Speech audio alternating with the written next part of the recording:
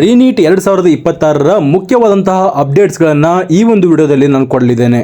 2-3 ಮುಖ್ಯವಾದಂತಹ ಅಪ್ಡೇಟ್ಸ್ಗಳಿವೆ. ಒಂದು cut ಆಫ್ಗೆ related ಆಗಿರುವಂತಹ ಅಪ್ಡೇಟ್ ಆಗಿದೆ. ಇನ್ನೊಂದು ಏನಂದ್ರೆ ನಾವೀಗ ವೆರಿಫಿಕೇಶನ್ ಸ್ಲಿಪ್ ಅನ್ನ KCET ಇಂದ ಡೌನ್ಲೋಡ್ ಮಾಡ್ಕೊಳ್ತೇವೆ. ಡೌನ್ಲೋಡ್ ಮಾಡ್ಕೊಂಡ ಮೇಲೆ ನಾವು ಆಪ್ಷನ್ ಎಂಟ್ರಿಯನ್ನ ಮಾಡದಿದ್ರೆ ನಮಗೆ ಮುಂದಿನ ಒಂದು ನೀಟ್ ಆಪ್ಷನ್ ಎಂಟ್ರಿಗೆ ನಮಗೆ ಅಲೋ ಮಾಡ್ತಾರ. ಅಕಸ್ಮಾತ್ ಆಗಿ ನನಗೆ ಸೀಟ್ ಸಿಕ್ಕರೆ ನಾನು ಏನ್ ಮಾಡಬೇಕು KCET ಅಲ್ಲಿ ಎಲ್ಲ ಮಾಹಿತಿಯನ್ನ ಈ ಒಂದು ವಿಡಿಯೋದಲ್ಲಿ ನಾನು ಕವರ್ ಮಾಡಲಿದ್ದೇನೆ. ನೀಟ್ 2027ಕ್ಕೆ ಪ್ರಿಪೇರ್ ಮಾಡ್ತಾ ಇದ್ದೀರಾ? ಯಾವ ಕಾಲೇಜನ್ನ ಸೆಲೆಕ್ಟ್ ಮಾಡ್ಕೊಳ್ಬೇಕು ನೀವು ಅಂತ ಯೋಚನೆ ಮಾಡ್ತಾ ಇದ್ದೀರಾ? ಲಾಂಗ್ ಟರ್ಮ್ ಗಾಗಿ ನಿಮಗಾಗಿ ನಾನು ಸಜೆಸ್ಟ್ ಮಾಡ್ತಾ ಇರುವಂತ ಕಾಲೇಜು ಇನ್ಸ್ಪೈರ್ ನೀಟ್ ಅಕಾಡೆಮಿ.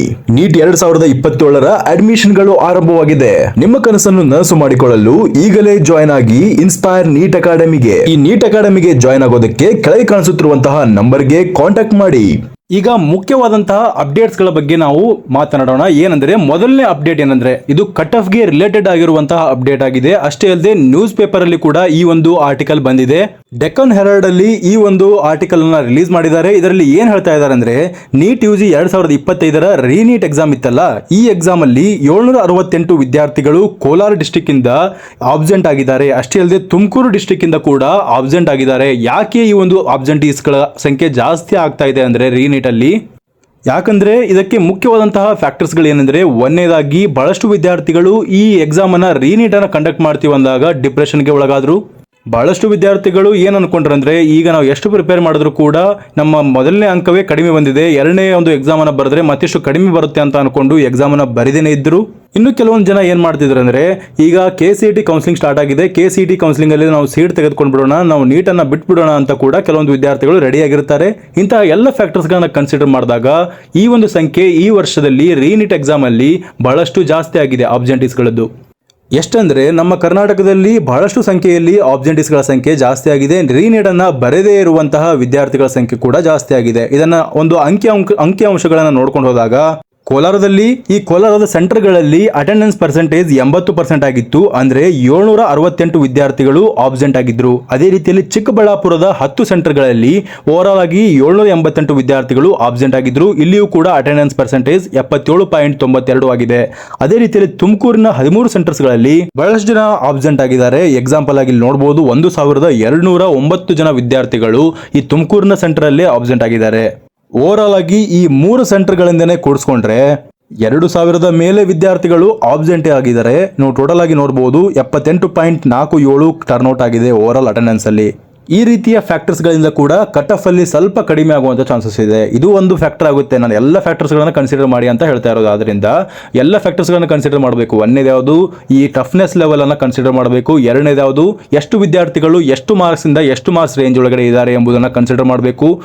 ಮೂರನೇ ಫ್ಯಾಕ್ಟರ್ ಯಾವುದಂದ್ರೆ ನಮ್ಮ ಕೆಟಗರಿಯಲ್ಲಿ ಎಷ್ಟು ಕಾಂಪಿಟೇಷನ್ ಲೆವೆಲ್ ಇದೆ, ನಮ್ಮ ಕೆಟಗರಿಯಲ್ಲಿ ಎಷ್ಟು ಜನ ವಿದ್ಯಾರ್ಥಿಗಳು ಎಕ್ಸಾಮ್ ಅನ್ನ ಬರೆದಿದ್ದಾರೆ, ಎಲ್ಲ ಫ್ಯಾಕ್ಟರ್ಸ್ ಗಳನ್ನ ಕನ್ಸಿಡರ್ ಮಾಡಿಕೊಂಡು ಈ ಒಂದು ಕಟ್ ಆಫ್ ಅನಾಲಿಸಿಸ್ ಅನ್ನ ಮಾಡಬಹುದಾಗಿರುತ್ತೆ. ಈ ಕಟ್ ಆಫ್ ನ ವಿಚಾರವನ್ನ ಈಗ ಸೈಡ್ ಇಡೋಣ. ಈಗ ಮುಖ್ಯವಾದಂತಹ ಪ್ರೊಸೀಜರ್ ಗಳ ಕಡೆ ಬರೋಣ. ಮುಖ್ಯವಾಗಿ ನಾವು ನೀಟ್ ವಿದ್ಯಾರ್ಥಿಗಳು ಈ ಮುಂದೆ ಯಾವ ಸ್ಟೆಪ್ಸ್ ಗಳನ್ನ ಮಾಡಬೇಕು. ಈಗ ನಾವು ಎಕ್ಸಾಮ್ ಅನ್ನ ಬರೆದು ಬಂದಿದ್ದೇವೆ, ಇನ್ನು ಮುಂದಿನ ಕೌನ್ಸಿಲಿಂಗ್ ಅಲ್ಲಿ ನಾವು ಯಾವ ಸ್ಟೆಪ್ಸ್ ಅನ್ನ ತೆಗೆದುಕೊಳ್ಬೇಕು, ಯಾವ ಒಂದು ಮಾರ್ಗಸೂಚಿಗಳನ್ನ ಫಾಲೋ ಮಾಡಬೇಕು, ಎಲ್ಲಿಯ ತನಕ ನಾವು ವೇಟ್ ಮಾಡಬೇಕು, ಈ ಎಲ್ಲ ವಿಷಯವನ್ನ ಈಗ ಚರ್ಚೆ ಮಾಡೋಣ ಬನ್ನಿ. ನಿಮಗೆ ಈ ಸ್ಟೇಜ್ ಇಂದ ನಿಮಗೆ ಕಾಲೇಜಿಗೆ ಹೋಗಿ ಜಾಯ್ನ್ ಆಗೋದಕ್ಕೆ ಪೂರ್ತಿಯಾದಂತಹ ಪರ್ಸನಲ್ ಗೈಡೆನ್ಸ್ ಬೇಕಾಗಿದ್ರೆ, ನೀಟಿಗೆ ರಿಲೇಟೆಡ್ ಆಗಿರುವಂತಹ ಪರ್ಸನಲ್ ಗೈಡೆನ್ಸ್ ಬೇಕಾಗಿದ್ರೆ ಕಾಲೇಜ್ನ ಎಲ್ಲ ಇನ್ಫಾರ್ಮೇಶನ್ ಗಳನ್ನ ಪ್ರೊವೈಡ್ ಮಾಡ್ತೇವೆ. ಅದರ ಜೊತೆಗೆ ಎಲ್ಲ ಮಾಹಿತಿಯನ್ನು ನಿಮಗೆ ಪ್ರೊವೈಡ್ ಮಾಡ್ತೇವೆ. ಪ್ರೀವಿಯಸ್ ಇಯರ್ನ ಕಟ್ ಆಫ್ ಆಗಿರ್ಬೋದು, ಕಾಲೇಜಲ್ಲಿರುವಂತಹ ಫೆಸಿಲಿಟೀಸ್ ಆಗಿರ್ಬೋದು, ಅಲ್ಲಿರುವಂತಹ ಪೇಷಂಟ್ ಫ್ಲೋ ಆಗಿರ್ಬೋದು, ಎಲ್ಲ ಮಾಹಿತಿಯನ್ನು ಪ್ರೊವೈಡ್ ಮಾಡ್ತೇವೆ ಈ ಒಂದು ಪೇಡ್ ಪರ್ಸನಲ್ ಗೈಡೆನ್ಸ್ ಅಲ್ಲಿ. ಈ ಒಂದು ಕೆಳಗೆ ಕಾಣಿಸುತ್ತಿರುವಂತಹ ವಾಟ್ಸ್ಆಪ್ ನಂಬರ್ಗೆ ನೀವು ಮೆಸೇಜ್ ಹಾಕಬಹುದು ಪರ್ಸನಲ್ ಗೈಡೆನ್ಸ್ ಅಂತ. ಈಗ ನಾವು KCET ಅನ್ನ ಆಪ್ಷನ್ ಎಂಟ್ರಿ ಮಾಡಬೇಕಾ? ಈಗ ಬಹಳ ವಿದ್ಯಾರ್ಥಿಗಳು ಕೇಳ್ತಾ ಇದ್ದಾರೆ, ನನಗೆ ನೀಟಲ್ಲಿ ಮಾತ್ರ ಇಂಟ್ರೆಸ್ಟ್ ಇದೆ, ನನಗೆ ನೀಟ್ ಬಿಟ್ಟು ಬೇರೆ ಯಾವ ಕೋರ್ಸ್ಗಳ ಮೇಲೆ ಇಂಟ್ರೆಸ್ಟ್ ಇಲ್ಲ, ನನ್ನ ಮಗನನ್ನ ಮಾಡಿಸಿದ್ರೆ ನಾನು ಡಾಕ್ಟರ್ನಾಗೆ ಮಾಡಿಸ್ತೇನೆ, ಅದನ್ನು ಹೊರತು ನಾನು ಬೇರೆ ಇಂಜಿನಿಯರಿಂಗ್ ಅನ್ನ ಮಾಡಿಸೋದಿಲ್ಲ, ಯಾವುದನ್ನು ಮಾಡಿಸೋದಿಲ್ಲ, ನನಗೆ KCET ಅಲ್ಲಿ ಪಾರ್ಟಿಸಿಪೇಟ್ ಮಾಡೋದೇ ನೆಸೆಸರಿ ಇಲ್ಲ, ಆದರೆ ನಾನು KCET ಎಕ್ಸಾಮ್ ಅನ್ನ ಬರೆದು ಬಿಟ್ಟಿದ್ದೇನೆ, ನಾನು ಏನು ಮಾಡಬೇಕೀಗ? ನೋಡಿ, ನಿಮಗೆ ಕ್ಲಿಯರ್ ಮಾಡಿಬಿಡ್ತೇನೆ. ನಿಮಗೆ KCET ಅಲ್ಲಿ ಪಾರ್ಟಿಸಿಪೇಟ್ ಮಾಡೋದಕ್ಕೆ ಇಂಟ್ರೆಸ್ಟೇ ಇಲ್ಲ ಅಂತಂದ್ರೆ ನಿಮಗೆ ಸುಮ್ಮನೆ ಅಲ್ಲಿ ಹೋಗಿ ಆಪ್ಷನ್ ಎಂಟ್ರಿಯನ್ನು ಮಾಡಿ ಬರೋದನ್ನ ತಪ್ಪಿಸ್ಬಿಡಿ. ನಿಮಗೆ ಇಂಟ್ರೆಸ್ಟ್ ಇಲ್ಲ ಅಂದ್ರೆ ಅದನ್ನ ಮಾಡೋದಕ್ಕೆ ಹೋಗಬೇಡಿ. ಫುಲ್ ಕ್ಲಾರಿಟಿಯನ್ನು ಕೊಡ್ತಾ ಇದ್ದೇನೆ. ನಿಮಗೆ ಆಪ್ಷನ್ ಎಂಟ್ರಿ KCET ಅಲ್ಲಿ ಯಾವುದೇ ಒಂದು ಕೋರ್ಸ್ಗಳು ಬೇಡ ಅಂತಂದ್ರೆ ನೀವು ಏನು ಟಚ್ ಮಾಡೋದಕ್ಕೆ ಹೋಗಬೇಡಿ. ಆಪ್ಷನ್ ಎಂಟ್ರಿ ಲಿಂಕ್ ಅನ್ನು ಟಚ್ ಮಾಡಿ ಅಲ್ಲಿ ಫೀಸ್ ಪೇಮೆಂಟ್ ಮಾಡೋದನ್ನ ಎಲ್ಲವನ್ನ ಬಿಟ್ಬಿಡಿ. ನೀವು ಏನ್ ಮಾಡಬೇಕು, ಸುಮ್ಮನೆ ಈಗ ವೇಟ್ ಮಾಡಿ. ಎಲ್ಲಿಯ ತನಕ ಅಂದ್ರೆ ನೀಟ್ ರಿಸಲ್ಟ್ ಬರೋ ತನಕ. ಅಷ್ಟೇ ಅಲ್ಲದೆ KCET ಮತ್ತೆ ನೀಟ್ ಅನ್ನ ಲಿಂಕ್ ಮಾಡ್ಕೊಳ್ಳೋದಕ್ಕೆ ಒಂದು ಲಿಂಕ್ ಅನ್ನ ಬಿಡ್ತಾರಲ್ಲ KE ಅಲ್ಲಿಯ ತನಕ ವೇಟ್ ಮಾಡಬೇಕಾಗುತ್ತೆ. ಇದು ಯಾರಿಗೆ ಅಂದ್ರೆ, ಯಾರಿಗೆ KCET ಅಲ್ಲಿ ಸ್ವಲ್ಪವೂ ಕೂಡ ಇಂಟ್ರೆಸ್ಟ್ ಇಲ್ಲ, ನನಗೆ MBBS ಅನ್ನ BDS ಅನ್ನ BMS ಅನ್ನ ಮಾಡ್ಬೇಕಂತ ಅನ್ಕೊಂಡಿದ್ದೀರೋ ಅಂತಹ ವಿದ್ಯಾರ್ಥಿಗಳು ನೀವು ನೀಟ್ ರಿಸಲ್ಟ್ ಬರೋ ತನಕ ಸುಮ್ಮನೆ ಖಾಲಿ ಕುತ್ಕೊಂಡ್ಬಿಡಿ. ಸುಮ್ಮನೆ ನೀವು ಏನ್ ಮಾಡಿ, ಪ್ರಿಪರೇಷನ್ ಮಾಡ್ಕೊಳ್ಳಿ. ಯಾವ ರೀತಿಯ ಪ್ರಿಪರೇಷನ್ ಅಂದ್ರೆ ಈ ನೀಟ್ ಕೌನ್ಸಿಲಿಂಗ್ ನ ಪ್ರಿಪರೇಷನ್ ಮಾಡ್ಕೊಳ್ಳಿ. ಈಗ ನಿಮ್ಮ ಮುಂದಿನ ಸ್ಟೆಪ್ ಏನಾಗಿರುತ್ತೆ ಅಂದ್ರೆ, ಕೇವಲ KCET ಮತ್ತೆ ನೀಟ್ ಅನ್ನ ಲಿಂಕ್ ಮಾಡ್ಕೊಳ್ಳೋದು. ಅಂದ್ರೆ ಏನು, ನೀವು KCET ಎಕ್ಸಾಮ್ ಅನ್ನ ಇಲ್ಲಿ KE ಅಲ್ಲಿ ಬರೆದಿರ್ತೀರಾ, ಆ ಒಂದು ಅಪ್ಲಿಕೇಶನ್ ಫಾರ್ಮ್ ಅನ್ನ ಹಾಕಿರ್ತಿರಲ್ಲ KE ಅಲ್ಲಿ, ಆ ಒಂದು KE ಪೋರ್ಟಲ್ ಅಲ್ಲಿ ಏನ್ ಮಾಡ್ಬೇಕಂದ್ರೆ ನಿಮ್ಮ ನೀಟ್ ಒಂದು ರಿಜಿಸ್ಟರ್ ನಂಬರ್ ಅನ್ನ ಅಲ್ಲಿ ಎಂಟ್ರಿ ಮಾಡಬೇಕು. ಅದರ ಜೊತೆಗೆ ನೀವು ನಿಮ್ಮ ನೀಟ್ನ ಒಂದು ಅಪ್ಲಿಕೇಶನ್ ಫಾರ್ಮ್ ಇರುತ್ತಲ್ಲ ಅದನ್ನು ಕೂಡ ಅಪ್ಲೋಡ್ ಮಾಡಬೇಕಾಗುತ್ತೆ. ಅಪ್ಲೋಡ್ ಮಾಡಿ ನೀವು ಸಬ್ಮಿಟ್ ಮಾಡಬೇಕಾಗುತ್ತೆ. ಅದಕ್ಕೆ ಸಪ್ರೇಟ್ ಆಗಿರುವಂಥ ಲಿಂಕನ್ನು ರಿಲೀಸ್ ಮಾಡ್ತಾರೆ KE ಅವರು.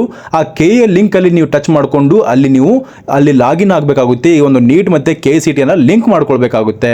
ಈಗ ನಾನು ಇನ್ನೊಬ್ಬ ವಿದ್ಯಾರ್ಥಿ ಇದ್ದೇನೆ. ನನಗೆ ಏನಾಗಿದೆ ಅಂದರೆ, ನಾನು KCET ಅಲ್ಲಿ ಕೂಡ ಇಂಟ್ರೆಸ್ಟ್ ಇದೆ. ಸೆಕೆಂಡ್ ಆಪ್ಷನ್ ಅಂತ ನಾನು KCET ಅಲ್ಲಿ ಒಂದು ಇಂಜಿನಿಯರಿಂಗ್ ಸೀಟನ್ನು ತೆಗೆದುಕೊಂಡು ಬಿಡ್ತೇನೆ. ಈಗ ಫಸ್ಟ್ ರೌಂಡಲ್ಲಿ ನನಗೆ ಸೀಟ್ ಸಿಕ್ಬಿಡ್ತು, ಇಂಜಿನಿಯರಿಂಗ್ ಸೀಟ್ ಸಿಕ್ಬಿಡ್ತು. ನಾನು ಏನು ಮಾಡಬೇಕು ಅಂತಂದರೆ, ನೀವು ಏನು ಮಾಡಬೇಕಾದಂತಹದ್ದಿಲ್ಲ. ಏನ್ ಮಾಡ್ಬೇಕಂದ್ರೆ ನೀವು ಆ ಒಂದು ಕಾಲೇಜನ್ನ ಹೋಲ್ಡ್ ಮಾಡ್ಕೊಳ್ಬೇಕು. ಹೋಲ್ಡ್ ಅಂದ್ರೆ ಏನು, ಆ ಕಾಲೇಜಿಗೆ ಒಂದು ಫೀಸ್ ಸ್ಟ್ರಕ್ಚರ್ ಇರುತ್ತಲ್ಲ, ಆ ಫೀಸ್ ಸ್ಟ್ರಕ್ಚರ್ ಅನ್ನ ಪೇ ಮಾಡಂತ ಹೇಳಿದ್ರೆ ನೀವು ಪೇ ಮಾಡಿ ಆ ಕಾಲೇಜನ್ನ ಹೋಲ್ಡ್ ಮಾಡ್ಕೊಳ್ಬೇಕು. ಫೀಸ್ ಪೇಮೆಂಟ್ ಅನ್ನ ಮಾಡ್ದೇನೆ ಹೋಲ್ಡ್ ಮಾಡ್ಕೊಳ್ಳುವಂತ ಅವಕಾಶವನ್ನು ಕೊಟ್ಟರೆ, ನೀವು ಫೀಸ್ ಪೇಮೆಂಟ್ ಅನ್ನ ಮಾಡ್ದೇನೆ ಆ ಒಂದು ಕಾಲೇಜನ್ನ ಹೋಲ್ಡ್ ಮಾಡಿಕೊಂಡು ಮುಂದಿನ ರೌಂಡ್ಗೆ ಹೋಗಬೇಕು. ಮುಂದಿನ ರೌಂಡ್ಗೆ ಹೋದಾಗ ಅಲ್ಲೇನಾದ್ರೂ ನಿಮಗೆ ನೀಟ್ ಆಪ್ಷನ್ ಎಂಟ್ರಿಯನ್ನು ಕೊಟ್ಬಿಟ್ರೆ, ನೀಟ್ ಆಪ್ಷನ್ ಎಂಟ್ರಿ ಕೊಟ್ಟ ಮೇಲೆ ಆ ಒಂದು ಕಾಲೇಜ್ಗಳು MBBS ಕಾಲೇಜ್ಗಳನ್ನ ನೀವು ಫಸ್ಟ್ ಪ್ರಿಯಾರಿಟಿಯಲ್ಲಿ ಇಡ್ತೀರಾ, ಇಂಜಿನಿಯರಿಂಗ್ ಕಾಲೇಜ್ಗಳನ್ನ ಸೆಕೆಂಡ್ ಪ್ರಿಯಾರಿಟಿಯಲ್ಲಿ ಇಡ್ತೀರಾ. MBBS ಕಾಲೇಜ್ ನಿಮಗೆ ಏನಾದರೂ ಅಪ್ಗ್ರೇಡೇಷನ್ ಆಗಿ ಇಂಜಿನಿಯರಿಂಗ್ ಇಂದ MBBS ಸಿಕ್ಬಿಟ್ರೆ ಇಂಜಿನಿಯರಿಂಗ್ ಸೀಟ್ ಕ್ಯಾನ್ಸಲ್ ಆಗಿ ನಿಮಗೆ MBBSಗೆ ಅಪ್ಗ್ರೇಡೇಷನ್ ಆಗ್ತೀರಾ. ಆದ್ರಿಂದ ಯಾರು ಕೂಡ ಫಸ್ಟ್ ರೌಂಡ್ ಅಲ್ಲಿ ಆಗಲಿ ಸೆಕೆಂಡ್ ರೌಂಡ್ ಅಲ್ಲಿ ಆಗಲಿ ಇಂಜಿನಿಯರಿಂಗ್ ಸೀಟ್ ಸಿಕ್ಕಿದ್ರೆ ಅಥವಾ ವೆಟರ್ನರಿ ಸೀಟ್ ಸಿಕ್ಕಿದ್ರೆ, ಯಾವುದೇ ಒಂದು ಸೀಟ್ ಸಿಕ್ಕಿದ್ರೆ ನೀವು ಆ ಕಾಲೇಜ್ಗೆ ಹೋಗಿ ಅಡ್ಮಿಷನ್ ಅನ್ನು ತೆಗೆದುಕೊಳ್ಬೇಡಿ. ಕೇವಲ ನೀವು ಅದನ್ನ ಹೋಲ್ಡ್ ಮಾಡಿಕೊಂಡು ಮುಂದಿನ ರೌಂಡ್ಗೆ ಹೋಗಬೇಕಾಗುತ್ತೆ. ಅದನ್ನ ಯಾವ ರೀತಿಯಲ್ಲಿ ಹೋಲ್ಡ್ ಮಾಡ್ಕೊಳ್ಬೇಕಂದ್ರೆ, ನೀವು ಚಾಯ್ಸ್ 2 ಅನ್ನುವಂಥ ಆಪ್ಷನ್ ಅನ್ನು ಒತ್ಕೊಂಡು ಅಲ್ಲಿ ನೀವು ಕಾಲೇಜ್ ಫೀಸ್ ಅನ್ನ ಕೇಳಿದ್ರೆ ಕಾಲೇಜ್ ಫೀಸ್ ಅನ್ನ ಪೇ ಮಾಡ್ತೀರಿ. ಪೇ ಮಾಡಿ ನೀವು ಮುಂದೆ ಹೋಗ್ತೀರಿ. ಅಕಸ್ಮಾತ್ ಆಗಿ ನಿಮಗೆ ನೀಟ್ಗೆ ಒಂದು ಅಪ್ಗ್ರೇಡೇಷನ್ ಆದಾಗ ಆ ಒಂದು ಕಾಲೇಜ್ ಫೀಸ್ ಅನ್ನು ತುಂಬಿರ್ತೀರಲ್ಲ, ಅದು ಆ ಒಂದು ನೀಟ್ ಕಾಲೇಜ್ಗೆ ಆ ಒಂದು ಫೀಸ್ ಅನ್ನ ಸ್ಟ್ರಕ್ಚರ್ ನ ಅರೇಂಜ್ ಮಾಡ್ಕೊಳ್ತಾರೆ. ಅಂದ್ರೆ ಅಲ್ಲಿಂದ ಅಲ್ಲಿಗೆ ಟ್ರಾನ್ಸ್ಫರ್ ಮಾಡ್ಕೊಳ್ತಾರೆ. ಸ್ವಲ್ಪವೂ ಕೂಡ ಕಾಂಪ್ಲಿಕೇಟ್ ಇಲ್ಲ. ನಿಮಗೆ ಕೇವಲ ನೀಟ್ ಮೇಲೆ ಇಂಟ್ರೆಸ್ಟ್ ಇತ್ತಂದ್ರೆ ನೀವು ಏನ್ ಮಾಡ್ತೀರಿ, KCET ಆಪ್ಷನ್ ಎಂಟ್ರಿಯನ್ನ ಟಚ್ ಮಾಡೋದಿಲ್ಲ. ಅದೇ ನಿಮಗೆ ಏನಾದರೂ ನೀಟ್ ಮೇಲೆ ಇಂಟ್ರೆಸ್ಟ್ ಇತ್ತು, ಅದರ ಜೊತೆಗೆ KCET ಅಲ್ಲಿ ಇಂಟ್ರೆಸ್ಟ್ ಇತ್ತಂದ್ರೆ ನೀವು KCET ಅಲ್ಲಿ ಸೀಟ್ ಅನ್ನ ತೆಗೆದುಕೊಂಡು ಅದನ್ನ ನೀವು ಹೋಲ್ಡ್ ಮಾಡಿಕೊಂಡು ಮುಂದಿನ ರೌಂಡ್ಗೆ ಹೋಗ್ತೀರಿ. ಮುಂದಿನ ರೌಂಡ್ಗೆ ಹೋದಾಗ ನಿಮಗೆ ನೀಟ್ ಆಪ್ಷನ್ ಎಂಟ್ರಿ ಬಿಟ್ಟಾಗ ನಿಮ್ಮ MBBS ಕಾಲೇಜ್ಗಳನ್ನ ಇಂಜಿನಿಯರಿಂಗ್ ಮೇಲೆ ಹಾಕೊಳ್ತೀರಿ. ಅವಾಗ ನಿಮಗೆ MBBS ಸೀಟ್ಗೆ ಅಪ್ಗ್ರೇಡೇಷನ್ ಆದಾಗ ನಿಮ್ಮ ಒಂದು ಇಂಜಿನಿಯರಿಂಗ್ ಸೀಟ್ ಕ್ಯಾನ್ಸಲ್ ಆಗಿ ನೀವು MBBS ಸೀಟ್ ಅನ್ನು ತೆಗೆದುಕೊಳ್ಳಬಹುದು. ಆ ಒಂದು MBBS ಸೀಟ್ಗೆ ಆ ಫೀಸ್ ಟ್ರಾನ್ಸ್ಫರ್ ಆಗುತ್ತೆ. ಇಷ್ಟೇ. ನಿಮಗೆ 30ನೇ ತಾರೀಕುವರೆಗೆ ಈ ಒಂದು ಆಪ್ಷನ್ ಎಂಟ್ರಿ ಮಾಡ್ಕೊಳ್ಳೋದಕ್ಕೆ, KCET ಆಪ್ಷನ್ ಎಂಟ್ರಿ ಮಾಡ್ಕೊಳ್ಳೋದಕ್ಕೆ ಟೈಮ್ ಇರುತ್ತೆ. ಯಾರಿಗೆ KCET ಅಲ್ಲಿ ಇಂಟ್ರೆಸ್ಟ್ ಇದೆಯೋ ಅಂಥವ್ರು ಮಾತ್ರ ಆಪ್ಷನ್ ಎಂಟ್ರಿನ ಮಾಡ್ಕೊಳ್ಳಿ. ಉಳಿದಂತಹ ನೀಟ್ ವಿದ್ಯಾರ್ಥಿಗಳು ಏನು ಮಾಡಿ ಅಂದರೆ, ಸುಮ್ಮನೆ ನೀವು ಖಾಲಿ ಕೂತ್ಕೊಂಡು ಈ ಒಂದು ಲಿಂಕ್ ಬಿಡ್ತಾರಲ್ಲ KCET ಮತ್ತು ನೀಟ್ ಲಿಂಕ್ ಬಿಡ್ತಾರಲ್ಲ, ಆ ಒಂದು ಸಂದರ್ಭದಿಂದ ಎಲ್ಲ ಕೌನ್ಸಿಲಿಂಗ್ ಪ್ರೊಸೀಜರನ್ನು ಸ್ಟಾರ್ಟ್ ಮಾಡ್ಕೊಳ್ಬೇಕಾಗುತ್ತೆ. ಇದಿಷ್ಟಾಗಿತ್ತು ಇವರೆಗಿನ ಮಾಹಿತಿ. ಈ ಮಾಹಿತಿ ನಿಮಗೆ ಇಷ್ಟವಾಗಿದ್ದರೆ ಚಾನಲ್ನ ಸಬ್ಸ್ಕ್ರೈಬ್ ಮಾಡ್ಕೊಳ್ಳಿ. ಹಾಗೆ ನಿಮ್ಮ ಫ್ರೆಂಡ್ಸ್ಗಳಿಗೂ ಈ ವಿಷಯವನ್ನು ಶೇರ್ ಮಾಡಿ. ಧನ್ಯವಾದಗಳು.